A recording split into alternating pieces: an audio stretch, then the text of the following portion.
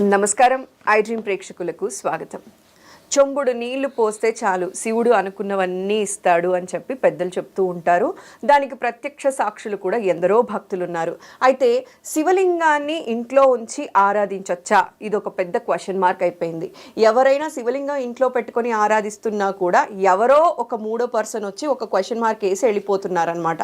అంటే శివలింగం పెట్టుకోవడం వల్లే మీకు ఈ కష్టం వచ్చింది అంటున్నారు. అసలు శివలింగాన్ని ఇంట్లో ఉంచొచ్చా, ఉంచుకొని మనం మొక్కచ్చా అనే విషయం ఇవాళ పూర్తిగా తెలుసుకుందాం.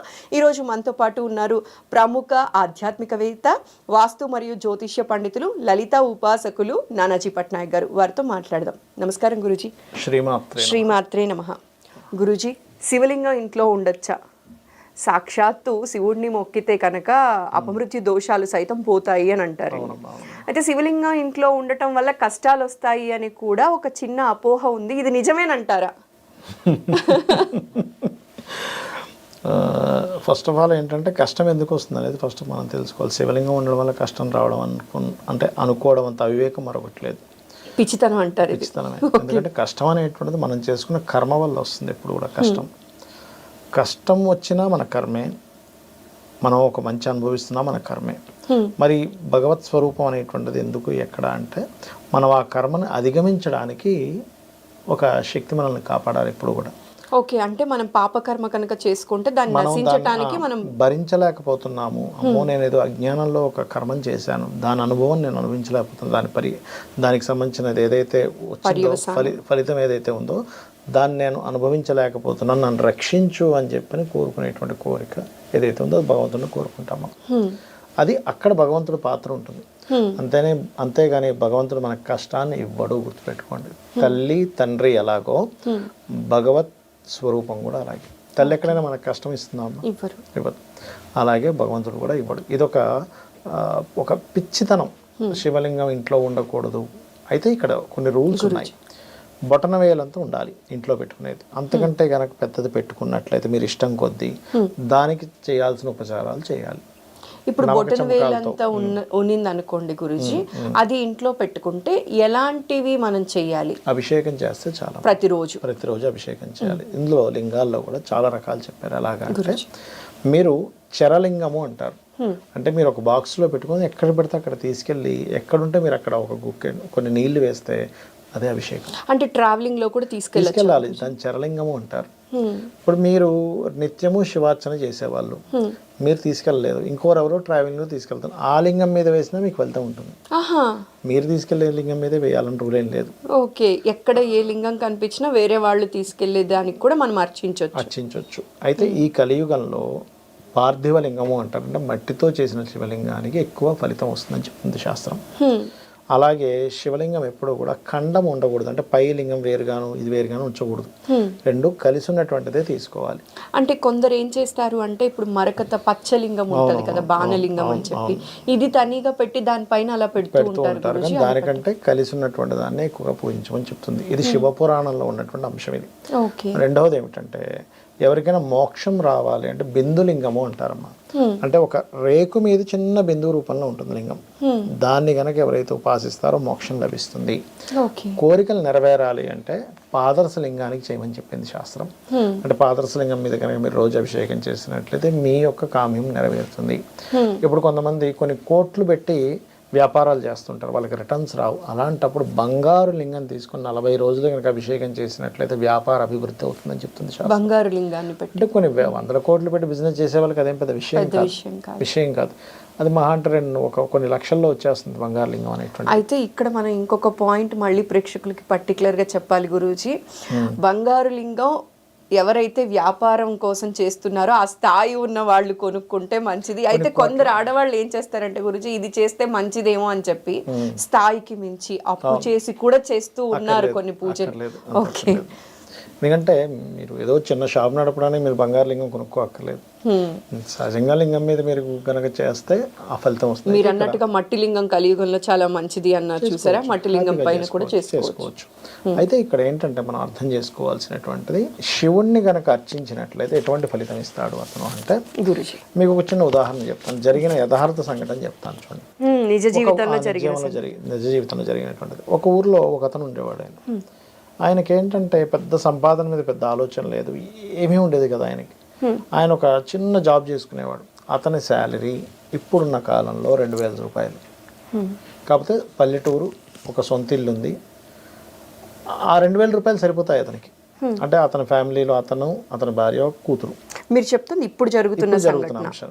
ఇది ఒక ఇప్పుడంటే ఇప్పుడని కాదు, ఒక 15 ఏళ్ల క్రితం గురించి చెప్తున్నా. ఓకే, 15 ఏళ్ల క్రితం కూడా 2,000 అంటే చాలా తక్కువే. తక్కువే, అప్పుడు కూడా తక్కువే. 15-18 ఏళ్ల క్రితం విషయం. అప్పట్లో ఆ సంపాదనలో ఉండేటువంటి అతనికి అతని చుట్టాలందరూ అనేవారు ఏమని, నువ్వు ఈ సంపాదించేటువంటి సంపాదనతో నువ్వు నీ లైఫ్ని ఏం ముందుకు తీసుకెళ్తున్నావు అర్థం కావట్లేదు, రేపు పొద్దున్న నీ పాపకి వివాహం ఏం చేస్తావు అర్థం కావట్లేదు అని మాటికి ఏదో ఒకటి అంటూ ఉండేవారు వాళ్ళు. ఇతను మాత్రం అవేమీ పట్టించుకోకుండా ఉదయాన్నే నిద్ర లేచి శివలింగానికి చక్కగా అభిషేకం చేసుకొని ఈయన పని చేసుకొని వచ్చేసేవాడు. వెళ్ళాలి, జాబ్ చేసుకుని 2,000 రూపాయల శాలరీతో నడిపేవాడు. కానీ చుట్టుపక్కల చుట్టాలందరికీ ఏముండేదంటే, ఈయన ఎట్లా అసలు ఈయన ఎట్లా పెళ్లి చేస్తాడు, పిల్లకి రూపాయి దాయలేదు, బ్యాంకులో రూపాయి బ్యాలెన్స్ లేదు, ఆడపిల్ల చూస్తే ఎదుగుతుంది, ఆల్రెడీ 20 years దగ్గరికి వచ్చేసింది, నేను ఎట్లా పెళ్లి చేస్తాడని ఉండేది. వన్ ఫైన్ మార్నింగ్ వీళ్ళ చుట్టాల్లో ఒకళ్ళు వచ్చి ఆ అమ్మాయిని మేము చేసుకుంటాము, మీరు రూపాయి ఖర్చు పెట్టక్కర్లేదు అని పెళ్లి చేసుకొని తీసుకెళ్ళారు. అది శివుడు అంటే. అంటే ఆయన నమ్మాడు అనమాట. ఎట్లా నమ్మేవాడంటే, ఎవరు అడిగినా ఏం చెప్పేవాడంటే, నాకేంటి శివుడు ఉన్నాడు అనేవాడు. నాకేంటి శివుడు ఉన్నాడు, నేను చేయక్కర్లేదు, ఈశ్వరుడు చూసుకుంటాడు. అంటే ఆయన నమ్మకం అలాంటిది. అంటే నేను ఏమంటున్నానంటే, ఇది ఏదో బాధ్యత లేకుండా ఉండాలని కదా, ఆయన బాధ్యత లేకుండా ఆయన లేడు. ఆయనకి ఆయన కర్మ కొద్దీ అదే జాబు, పెద్దగా చదువుకోలేదు, ఏదో చిన్న జాబ్ చేసుకునేవాడు ఆయన. అంటే ఈశ్వరానుగ్రహం ఉంటే ఇలా ఉన్నా నీకు తీసుకెళ్తుంది. ఈశ్వరానుగ్రహం కనుక లేకపోతే నువ్వు కొన్ని కోట్లు సంపాదించినా కూడా, అన్ని కోట్లతో నువ్వు వివాహం చేసినా కూడా అది నిలబడదు. శివుడి అనుగ్రహం కోసం 2 రోజులు వెనక్కి వచ్చేస్తారమ్మా. నువ్వు కొన్ని కోట్లు ఖర్చు పెట్టి నువ్వు వివాహం చేసినా కూడా. ఎన్ని చూస్తున్నాం మనం. అంటే జాతకాలు కలిసి ఉంటాయి, అన్ని బాగుంటాయి, ఎందుకు విడిపోయారో కూడా తెలియదు. లేదు, అక్కడ జాతకాలు కలవు. బయట నుంచి చూసి కలిసి అనుకుంటారు పాయింట్. బట్ చాలా మంది జాతకాలు కలిసినవి కూడా విడిపోయినవి ఉన్నాయి. జాతకాలు కలవలేదు అక్కడ. జాతకం చూసే విధానం సరిగ్గా చూడలేదు అక్కడ. ఓకే, అక్కడ విధానం తప్పంటారు అయితే. అంటే చాలా మంది ఏం చేస్తారు, ఓన్లీ పాయింట్స్ చూస్తారమ్మా. 36కి 18 పాయింట్లు వచ్చేలాగా చూస్తారు. అది కాదు చూడాల్సింది. సప్తమ స్థానం ఎలా ఉంది, 12వ స్థానం ఎలా ఉంది, లగ్నం ఎలా ఉంది, అమ్మాయి జాతకంలో కుజుడు ఎలా ఉన్నాడు, అబ్బాయి జాతకంలో శుక్రుడు ఎలా ఉన్నాడు, మనస్కారకులు కలిసారా లేదా, అండ్ అట్రాక్షన్ జోన్స్ కలిసాయా లేదా, వీళ్ళ యొక్క కమ్యూనికేషన్స్ గ్రహాలు అంటారు. అంటే బుధగ్రహం కలిసిందా లేదా చూడాలి. లేకపోతే వీళ్ళు ఒక మాట మాట్లాడితే వాళ్ళు ఒక మాట మాట్లాడతారు. అంటే వాళ్ళ కమ్యూనికేషన్ సరిగ్గా కలవు. ఇవన్నీ చెక్ చేసుకోవాలి. వీళ్ళకి షష్టాష్టకాలు పడ్డాయి అనుకోండి బుధుళ్ళు, వీళ్ళ లైఫ్ అంతా బాగానే వెళ్తుంది, కానీ ఇద్దరు సరిగ్గా మాట్లాడుకోరు. అంటే ఇప్పుడు మీరు అంటుంటే ఆలోచిస్తున్న చాలా పెళ్లిళ్ళు ఏంటి అంటే పాయింట్స్ చూస్ చేసేస్తున్నారు. పాయింట్స్ చూస్ ఇంత క్లియర్ గా విశ్లేషణ చేయాలి. అంటే ఎలా అంటే, మీరు చూడండి, ఏ వివాహంలోనైనా మీకేమిటి లోపం అంటే వాళ్ళు ఒక లోపం చెప్తారు. మేము ఇద్దరం పెద్దగా మాట్లాడుకోమండి, ఏంటో అర్థం కాదు, మనసులు బాగానే కలిసాయి, బాగానే జర్నీ జరుగుతుంది, కానీ నాకెందుకు ఆయన మాట్లాడడం అనిపిస్తుంది అంటుంది. ఎందుకంటే వాళ్ళిద్దరు బుధుళ్ళు కనెక్ట్ అవ్వరు. మరికొంతమందికి ఫ్యామిలీ కోసం కలిసి ఉన్నాం కానీ మా మనసులు కలవలేదంటారు. బికాస్ ఆఫ్ వాళ్ళ మూన్స్ కలిసి ఉండరు.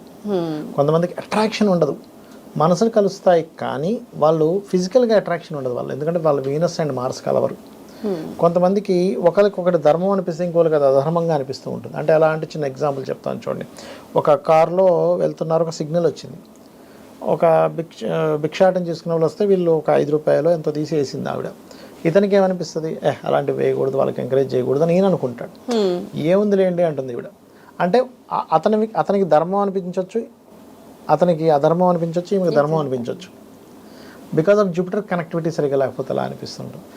బికాస్ ఆఫ్ వాళ్ళ కాలంలో ప్రయాణాన్ని అవన్నీ రాహుకేతులను బట్టి చూడాలి. బికాజ్ ఆఫ్ ఎందుకంటే ఇద్దరి జాత చక్రాల్లో ఉండేటువంటి గ్రహాల స్థితిని బట్టి కనెక్టివిటీ చేసుకోవాలి. వాళ్ళ జన్మజాతకంలో 2 మ్యారేజ్ యోగం ఏమైనా ఉందా, ఫస్ట్ మ్యారేజ్ చెడిపోయే యోగం ఉందా, ఇవన్నీ చెక్ చేసుకోవాలమ్మా. అది యాక్చువల్గా చూసేది. ఇవన్నీ చూడకుండా కేవలం 36 పాయింట్లకి 18 వచ్చిందో లేదో చూస్తున్నారు, అందువల్ల విడిపోతున్నారు. అయితే వీటన్నిటికంటే ఇంకా ముఖ్యమైనటువంటిది ఇప్పుడు మనం మాట్లాడుకునేటువంటి శివానుగ్రహము. శివానుగ్రహంలో ముఖ్యంగా లలితాసహస్రనామాల్లో ఒక నామం ఉంటుంది. మంచి సంబంధం రావాలి అనుకోండి, ఓం కామేశబద్ధ మాంగళ్య సూత్ర శోభిత కంతర. లేదు వివాహం తర్వాత మేము ఇబ్బంది పడుతున్నాము అనుకుంటే కనుక ఓం శివకామేశ్వర అంకస్త శివా స్వాధీన వల్లభాయే నమః. ఇవి కనుక చేసుకున్నట్లయితే, అంకస్తము అంటే ఎడమతొడ, అమ్మవారు ఈశ్వరుడి యొక్క ఎడమ తొడ మీద కూర్చొని అతన్ని స్వాధీనం చేసుకుంది అని అర్థం. అలా ఈశ్వరుని యొక్క అనుగ్రహం గనక ఉన్నట్లయితే శివునికి అభిషేకం చేస్తున్నాం అనుకుంటున్నాం, కానీ శివుడితో పాటు పార్వతీదేవికి కూడా వెళ్తుంది అది.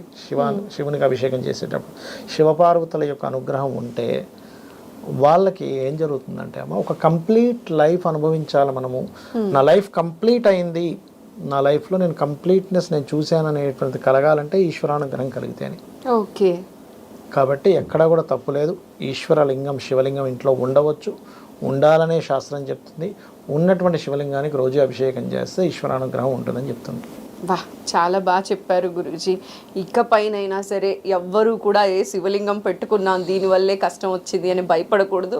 ఎవరు వెళ్ళినా కూడా, ఎవరైనా ఒకళ్ళ ఇంటికి వెళ్ళి అక్కడ శివలింగం చూస్తే తెలిసో తెలియకో శివలింగం వల్లే కష్టాలని చెప్పి వాళ్ళ బుర్రలో ఒక చిన్న కల్ప్రిట్, ఒక ఇది నాటి రాకూడదండి. చాలా పెద్ద దోషం. అలా ఎవరైనా ఎవరికైనా చెప్పారనుకోండి, మీ ఇంట్లో శివలింగం ఉండడం వల్ల ఇలా జరిగిందని ఎవరైనా అన్నారనుకోండి, అది ఎంత పెద్ద దోషం అంటే దానివల్ల ఇంకొక కర్మను అనుభవించాలి ఆ వ్యక్తి.